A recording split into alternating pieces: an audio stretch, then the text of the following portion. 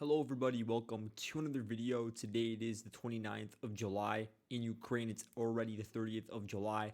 That's how late it is. But nonetheless, I do still have to make a video because over the past 2 to 3 days, there have been so many developments, and we're not going to go into too much detail analyzing the topography surrounding these advances. I definitely will break it down in future videos, especially looking at the Pokrovsk and Chasiv Yar directions in so much detail that you'll already think that I'm doing it ad nauseum. But for now, we're just going to do a general overview of these Russian advances so you guys are fully caught up and we can begin looking at the future battles that are going to unfold in these final months of the summer. We're beginning with the area south of Kostyantynivka, but we're going to focus a lot on the area around Pokrovsk and Chasiv Yar in today's video. But just to begin, in yellow, I've marked all of the recent Russian advances beginning on July 27th. And you can see here there are geolocations to back them up. And so the Russian forces have just continued pushing westwards in this direction. As you guys know, around the 25th of July, there was a very significant Russian attack. According to Ukrainian sources from the 79th Air Assault Brigade, it was the largest attack by a Russian armored force throughout the entirety of their defense here, because it consisted of over 50 vehicles, 12 motorcycles. Those were their claims. We couldn't fully verify that, but definitely there has been a recent uptick in Russian vehicular advances here. And that also goes to rebuff the narrative that Russia ran out of armored vehicles, for instance, tanks or MTLBs, whatever it may be, in this part of the front line. In fact, for a certain period of time, it did decrease, but now there has been a massive surge.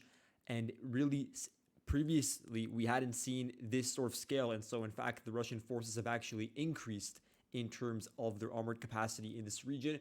And you could see this based on the advances as well, because we're seeing a larger volume of vehicles involved in the attacks that are coming from Ukrainian side when they release media showing how they're able to repel some of these attacks.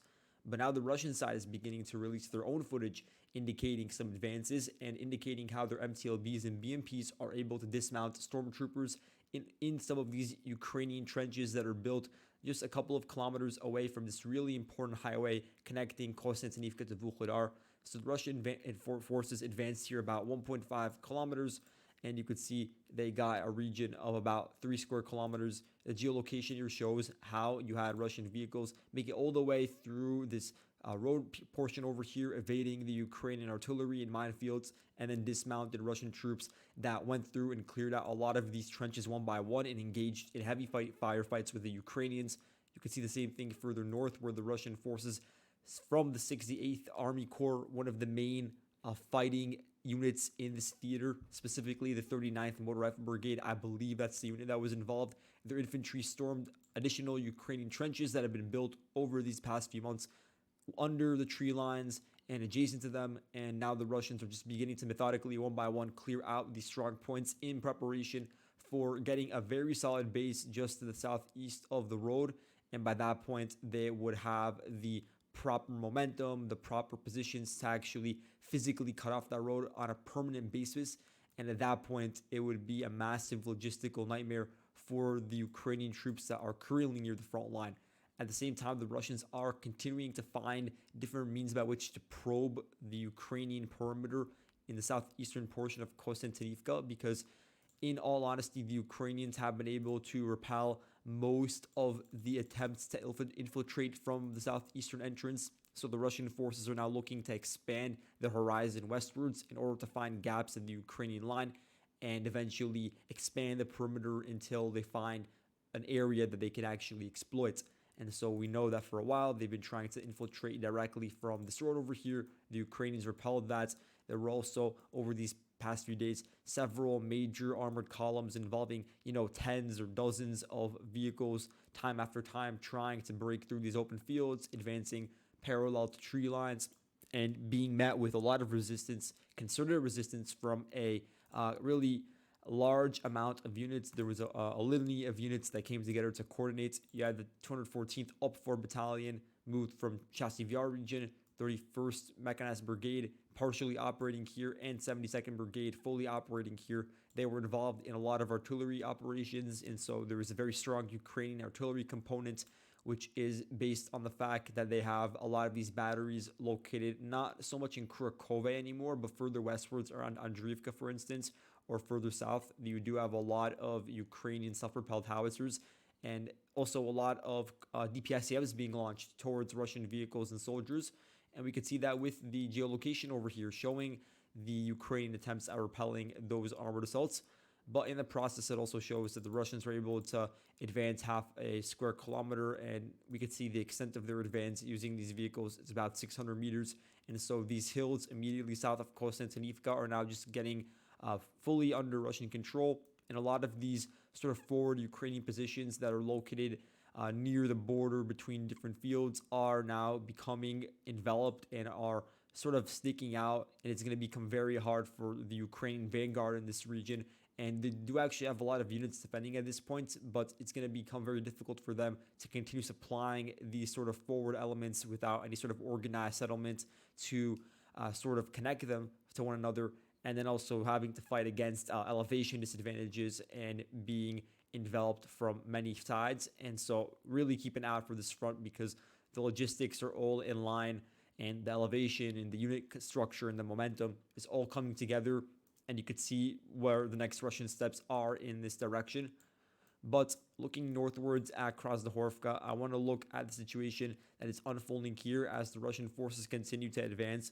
This time we don't really have some geolocation to confirm the Russian advance further northwards into Krasnohorivka, but it was reported by Deep State, I believe, on the 28th of July. This location over here, just over half a square kilometer in the hands of the Russian forces, getting control over the remaining parts of this northwestern corner. Essentially, all of Krasnohorivka proper is under Russian control. What is still in contention, which is about 15% of the entire town, are these northern suburbs, and there are two portions to them. There's the one over here that's really, really long and spans from the southeast to northwest, and then there's another more horizontal portion over here, which you could see also spans a rather wide sort of land-based portion that also runs next to the Lazova River. And so the dividing line between the Russian forces and where they're located right now and the final Ukrainian positions on areas like Krupskoy Street is actually the Lazova River and the floodplain, and it's a distance of about 400 meters. And so the Ukrainians now, these are their final remaining settlements. As we've talked about before, there aren't really many other major nodes of defense for them that are east of the Vavcha River before you actually have to reach the riverbank itself, and then you have a few more villages that are just east of the river.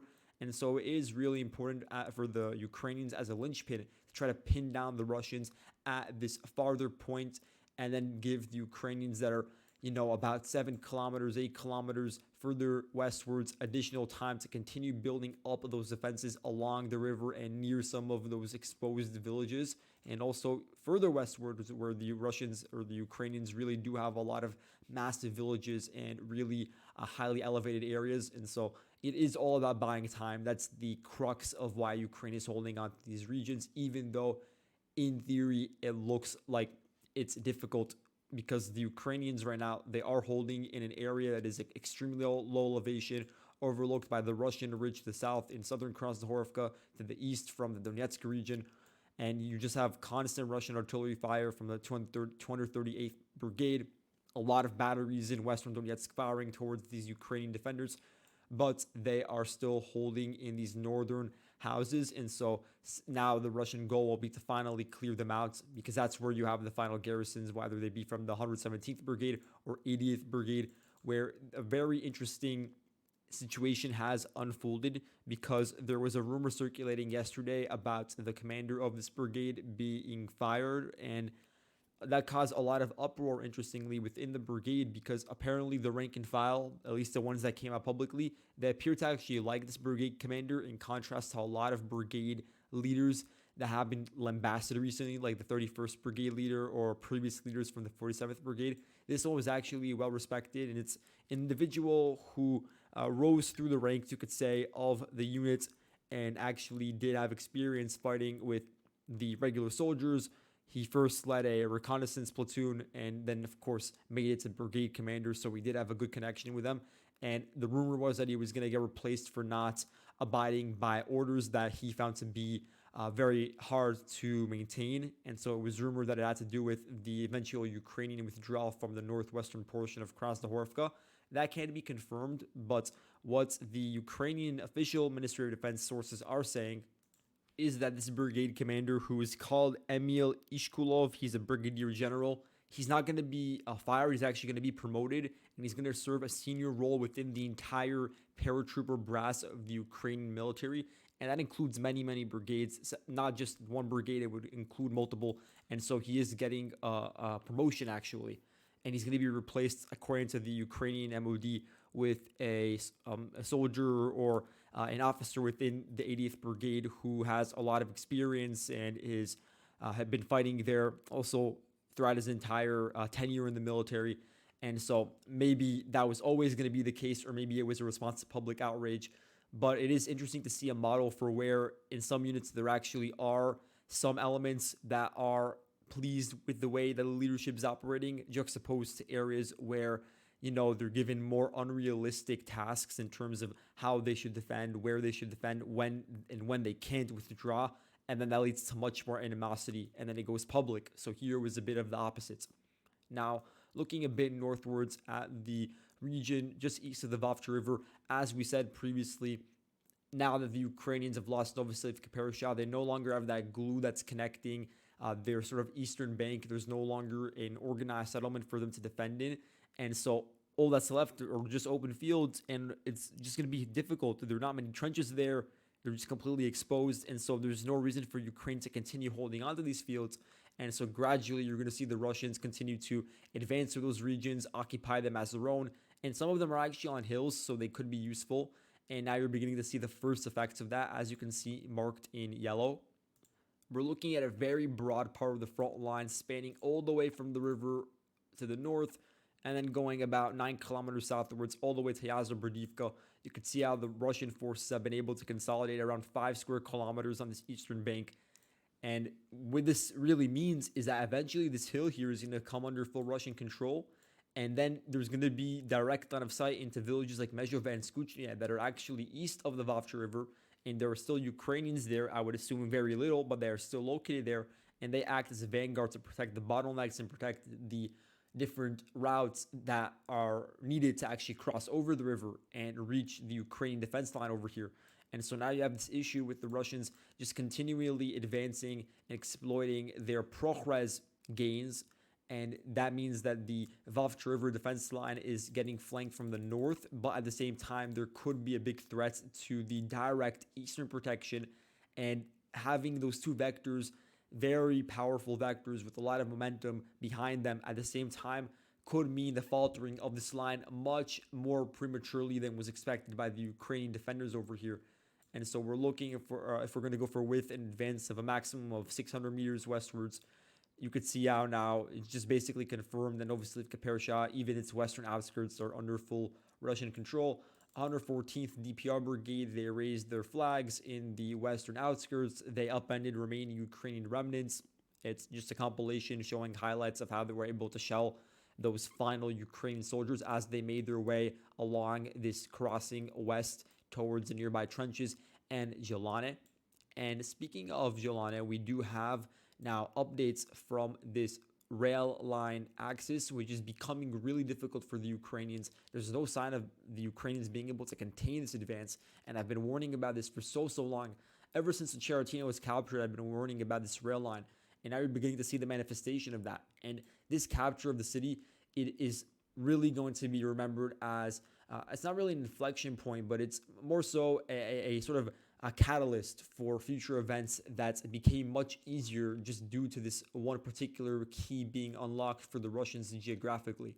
And so now with this continued Russian advance along the rail line, we could see that in yellow, they've been able over the past 2 days to capture around 3 square kilometers of territory, including being able to advance, let's see, about 1 kilometer southwestwards along the rail line, getting very close to the hamlet of Serhivka and Jelane. Jelane is very important because it's the next village following the capture of Vovcha, and so this would be the opportunity for Ukraine following their losses to, again, regroup, coordinate all the units together, and finally put up a cohesive defense efforts. Jelane is a bit larger than some of the other villages here, and so there is a bit more depth. And then the Ukrainians also have this trench over here and a nearby hill that is supposed to help them just be on equal footing with the Russians. And so you'd expect that, at least to a certain extent, they'd be able to slow down the advances a bit, especially with now the Russians reaching the rear, so it's closer to where some of the Ukrainian forces may have originally been. But so far, we're seeing the Russians are just continuing to advance, and they're not giving up, because right now there is just an amazing opportunity for the Russians to exploit this total disorganization in the Ukrainian lines, this just continued reversal, continued retreat for the Ukrainians, where they can't really catch or rest, and they're never even given the opportunity to work together, unite the different battalions, unite with the drone units to coordinate attacks in the best way possible against the Russians. And then the consequence of that is that the Russian forces are not attrited yet to the level where they have to stop their offensive activities for a short period of time. And so they've been able to actually make it directly north of Jelane. Right now, for measuring it, it's about 700 meters away, and so the Russians are very close, and they also overlook the village along with Serhivka due to their rail line axis. And it would be even more difficult if the Russians took over the strong point over here. The fall of that strong point basically opens up flanking of all of the other strong points that are basically set up along the river over here for the Russians to flank from the north. And that would be really dangerous for the various companies and platoons that are holding along these nearby frontline, soon-to-be frontline villages. And so really keep an eye out for the exploitation here. We're going to look at it in much more detail. As you can see, besides the southern advance, you also have this western advance into Vesele. Vesele, you had some elements withdrawn to here following the Russian advance into Pokrovsk. And I'd assume some of them are from this National Guard Brigade, the Galician one, maybe also from the 47th Mechanized Brigade. I'm looking to see where they're located right now, the 47th, because they were sent in to quell so many different pockets east of the Vavsh River, and now all of those have failed, and so they're likely floating around the Jelana region. And despite just fighting so hard, tooth and nail, and being able to contain the Russians in several areas for weeks, that was all futility, because of course they're not operating in isolation. There's a whole another unit that's defending nearby that also has its own responsibilities, and so can be accountable for everyone. And so now they have to continue fighting at the front line to ensure that the exploitation isn't even worse than it has been so far. And so that's really bad for attrition, for really putting a unit like that in the ringer for so long.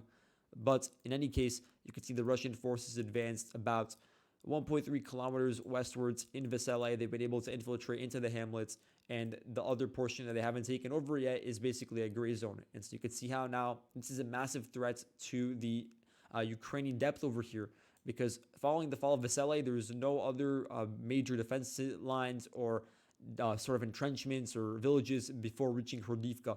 And I'm sure that Horivka will be much more difficult to take over because it is much more dense, and there actually are some defenses nearby. And at that point, you really are reaching deep into the rear, and so there could be reinforcements moved into the region to deal with that.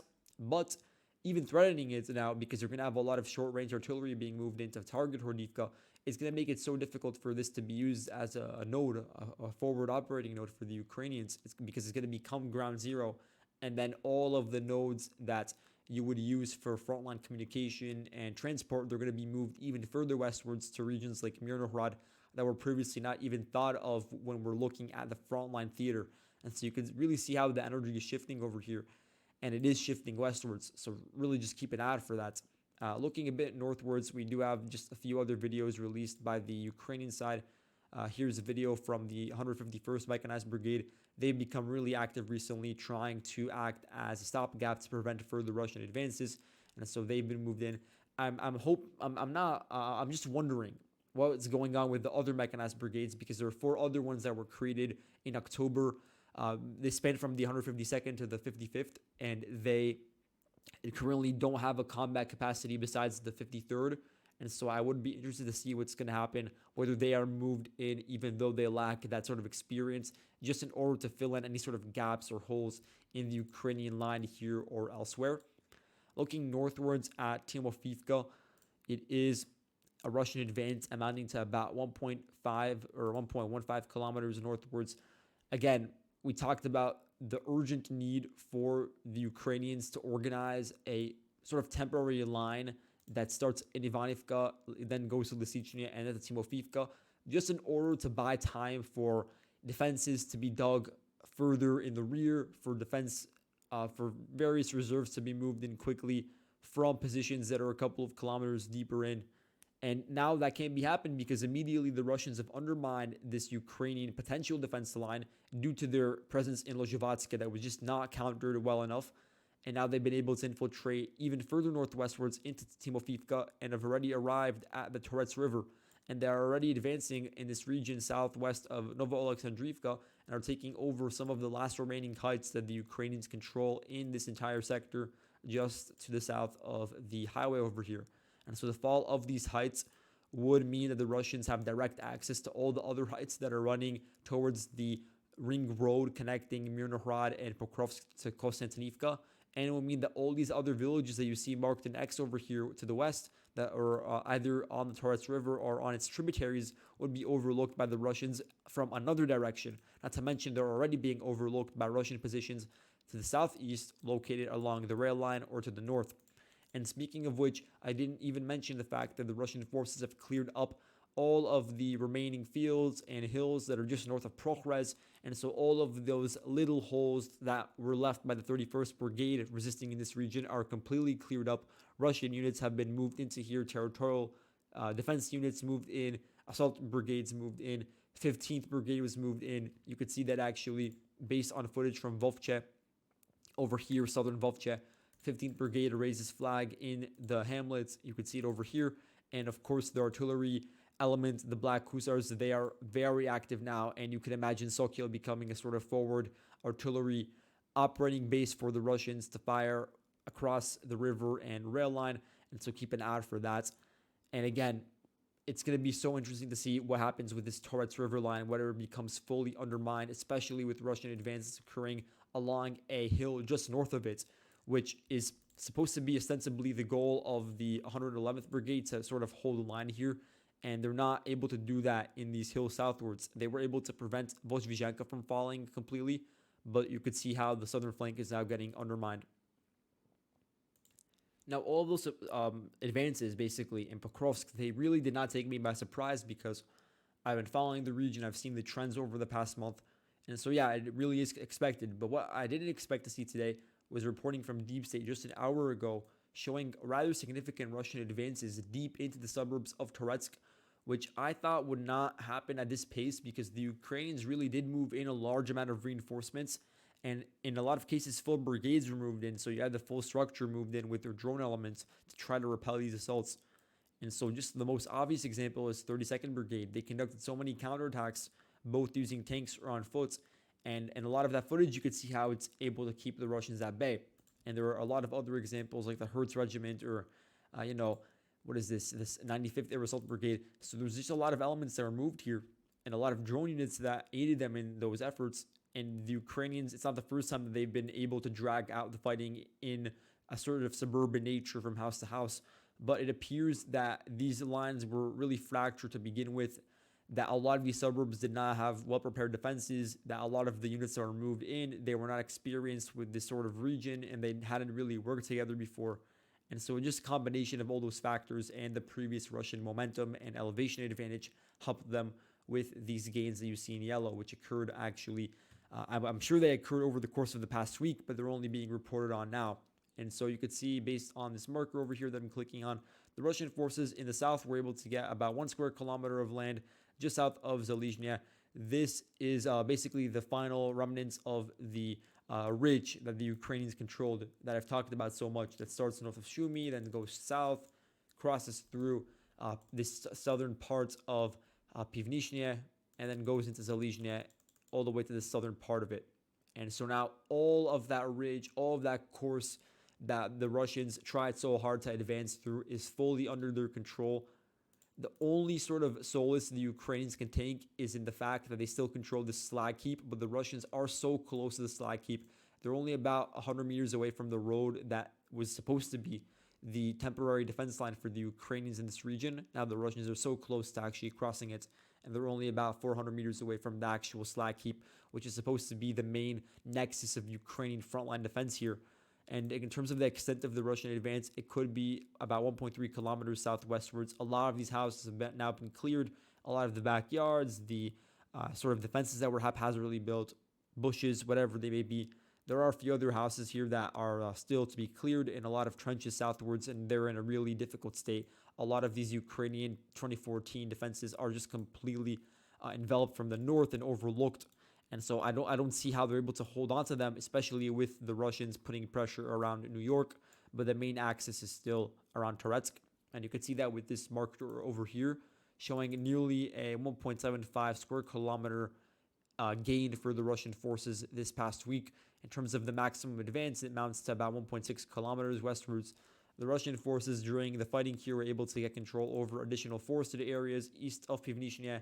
They're able to get some of the suburban areas under their control. What's most interesting is how they were able to get control over this massive apartment complex, which is so important for local domination because it means that now the Russian forces have an immediate location through which to send in their snipers, the recon teams, ATGM crews to just directly overlook any sort of Ukrainian presence that is located westwards or northwards at the moment.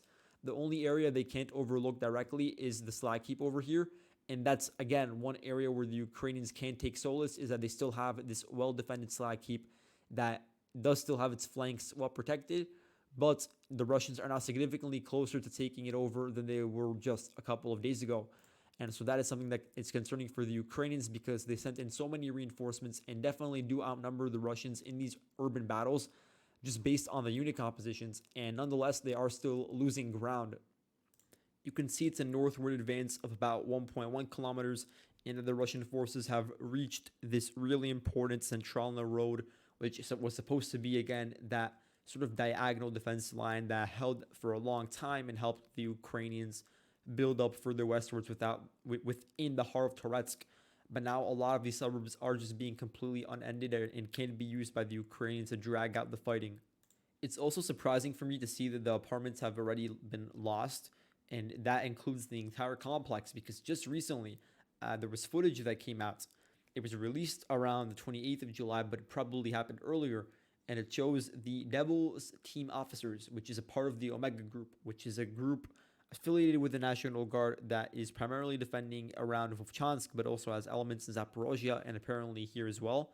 So that Devil's Team, which I think is a rather small squad, maybe it's a company-sized formation, and they just show this compilation of them engaged in house-to-house fighting in the apartments, clearing them out, actually getting into them and firing from the windows. And so I was of the belief up until very recently that they were able to repel the Russian assaults here and actually push them out completely. But based on this most recent information from Deep States, those may have been earlier back and forth footage that is only now coming out, but the Russian forces have been able to, during the past week, utilize their various firepower coming from the east, coming from the Horivka region, for instance, where there are some powerful artillery batteries, and actually end up repelling those counterattacks by the Ukrainians and fully solidify control over the duplexes and apartments.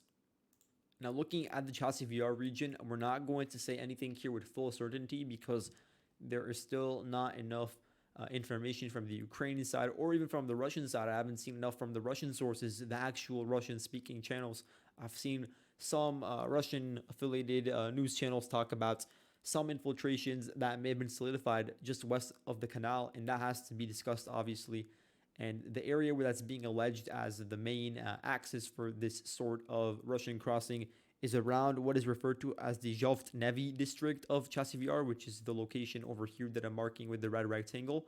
There are also some reports of infiltrations further south around the Novi district, although those are to a lesser extent. And then also around the Pivnishnya district, which is located here to the north, just to the west of Kalinivka. And if we zoom in, then we can see that some Russian channels actually allege that the control map looks something like this, where Russian forces from the 98th Air Assault Brigade, VDV forces, were able to actually occupy this hill, which includes a really strong line of defenses. Their DRGs were able to cross through the forested region and actually occupy this entire region and begin to infiltrate into the first houses of the district. I don't know this for sure, and so for now, I'm marking this region as a gray zone, but definitely keep an eye out for that. I do know, though, based on Ukrainian mapping and just generally publicly available information, that there is a Russian presence in these forests located north of the Zhovnevi district and just south of Kalinivka, and I'm marking it with an X, and so there definitely is a certain Russian foothold west of the canal, and you can see the region where we see this foothold is around the physical crossing of the canal. So the canal doesn't actually have any water here because it's going through pipelines, and so the water is within those pipelines, not in an actual depression in the ground. And so it's easier for Russians to cross through this area, and they could also use the pipelines as cover in doing so. And of course, the forests are used as concealment. And so Russian DRGs have been able to infiltrate past the canal, past the trenches, take them over, and are now beginning these harassment operations into some of the houses here and into the western portion of the forest. And that also really is concerning for the flanks of the Ukrainian defenders in Chasiv Yar, whether it be the flanks of the Zhivotnevi district over here, or whether it be the flanks of the heartland of Chasiv Yar, which includes a lot of refractory plants, industrial districts, and all of those regions are now, they're not in direct danger, but they could be within threats and reaching the front line relatively soon based on those DRG flanking activities. And so a lot of this was actually reported by Ukrainian sources from the 46th Air Assault Brigade.